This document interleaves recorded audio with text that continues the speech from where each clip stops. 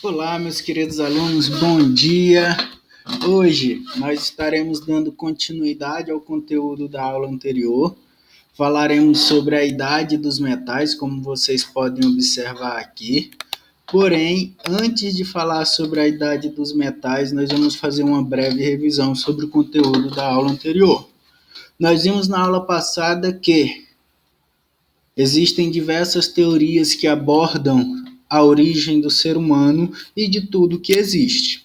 Nós temos, de um lado, as teorias que adotam a ideia do criacionismo, aonde um Deus, uma divindade, seria responsável pela criação do ser humano e de tudo que existe. Vimos que essas teorias criacionistas estão ligadas às religiões, portanto, existem várias teorias criacionistas. E do outro lado, nós temos as teorias que adotam a ideia do evolucionismo, que dizem que o ser humano, assim como todos os animais e tudo que existe, passaram por transformações ao longo do tempo. Nas teorias evolucionistas, nós temos duas que se destacam, que é o darwinismo e o lamarckismo. Nós vimos também que a pré-história é dividida em alguns períodos e nós estudamos dois na aula passada.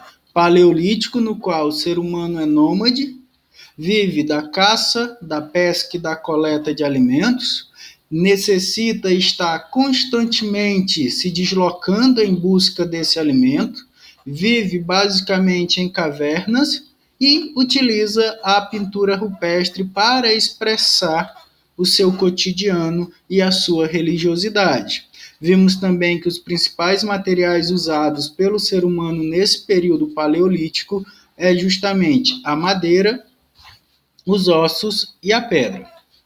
Vimos que após o período paleolítico iniciou-se o período neolítico, onde nós vamos ter uma revolução. O ser humano deixa de ser nômade, ele passa a ser sedentário, porque o ser humano desenvolve a técnica da agricultura e da criação de animais. Então, ele não precisa mais coletar e nem depende mais da caça para ter a sua fonte de alimento. A partir desse momento, o ser humano se torna sedentário e começam a aparecer os primeiros agrupamentos humanos, as primeiras vilas que irão posteriormente se transformar em cidades. Porém, nesse momento que o ser humano passa a viver em vilas, nós vamos ter uma diversificação do trabalho. Nós vamos ter grupos de pessoas que passam a viver da produção agrícola, outros que passam a viver da criação de animais, e um terceiro grupo que passa a ser o grupo responsável por, entre aspas, ainda nesse momento, governar as vilas.